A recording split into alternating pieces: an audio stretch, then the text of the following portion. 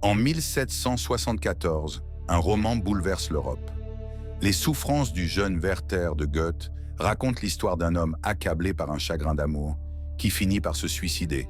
Ce qui suit est glaçant. Des jeunes hommes imitent Werther. Même tenue, même méthode, même fin tragique.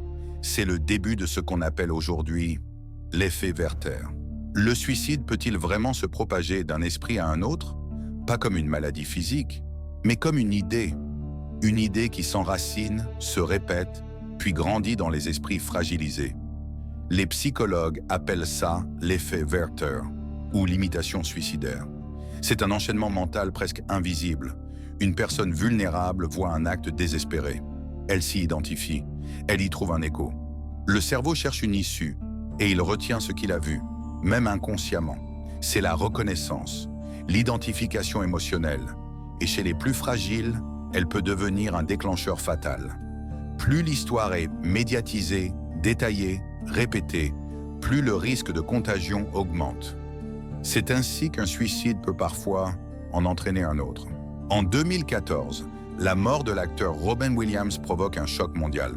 Mais dans les mois suivants, les États-Unis enregistrent une hausse de près de 10% des suicides. Beaucoup, selon les mêmes méthodes que lui. En 2017, la série 13 raisons pourquoi est accusée d'avoir provoqué une hausse du suicide chez les adolescents. Dans certains lycées, dans certaines villes, des groupes entiers d'adolescents se suicident, sans raison apparente. On parle alors de cluster de suicide. Ce phénomène est connu, documenté, et pourtant très peu médiatisé. Pourquoi? Parce que les médias sont une arme à double tranchant. Mal utilisés, ils peuvent tuer. Bien utilisés, ils peuvent sauver. C'est pourquoi des règles existent. Ne pas montrer les méthodes.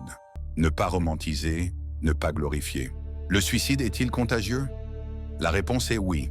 Pas biologiquement, pas comme une maladie, mais psychologiquement, émotionnellement, mentalement. Il peut se propager.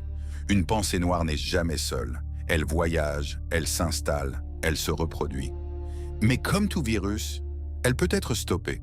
Si vous traversez une période difficile ou si vous avez des pensées sombres, vous n'êtes pas seul.